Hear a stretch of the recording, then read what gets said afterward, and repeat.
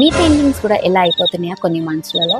Let me solve this. Episode 2 of our problems nobody talks about. ప్రతి drawing painting చేసి ఒక canvas పక్కన పెట్టేసి కొన్ని రోజుల తర్వాత దాన్ని చెక్ చేసేవారికి ఇలాంటి టైప్ ఆఫ్ ప్యాచెస్ వస్తున్నాయి.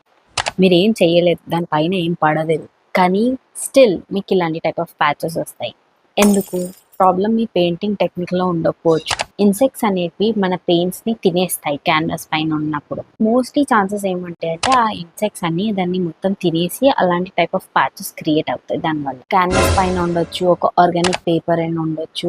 ఇలాంటి టైప్ ఆఫ్ పేపర్స్కి ఇన్సెక్ట్స్ చాలా ఫాస్ట్గా అట్రాక్ట్ అయిపోతాయి. ఇది మీ ప్రెప్పింగ్ టెక్నిక్లో ప్రాబ్లం ఉండొచ్చు, మీ మాయిశ్చర్, మీ అట్మాస్ఫియర్ టెంపరేచర్ గురించి కూడా ఉండొచ్చు, and maybe insects. Important thing ఏంటంటే మీ ఆర్ట్ వర్క్ కంప్లీట్ అయ్యాక దాన్ని ప్రాపర్గా ఒక కవర్లను, ప్రాపర్గా అసలు వాటర్ లేదు, మాయిశ్చర్ లేని ప్లేస్లో దాన్ని స్టోర్ చేయడం స్టార్ట్ చేయండి. మీరు డిస్ప్లేలో పెట్టాలనుకుంటే అట్లీస్ట్ వార్నిష్ చేయండి, such that it will look very good and also it will protect your painting. మీకు కూడా ఇలాంటి ఏవైనా ప్రాబ్లమ్స్ ఉన్నాయా? కామెంట్ సెక్షన్లో చెప్పండి, నెక్స్ట్ వీడియోలో సాల్వ్ చేస్తాం.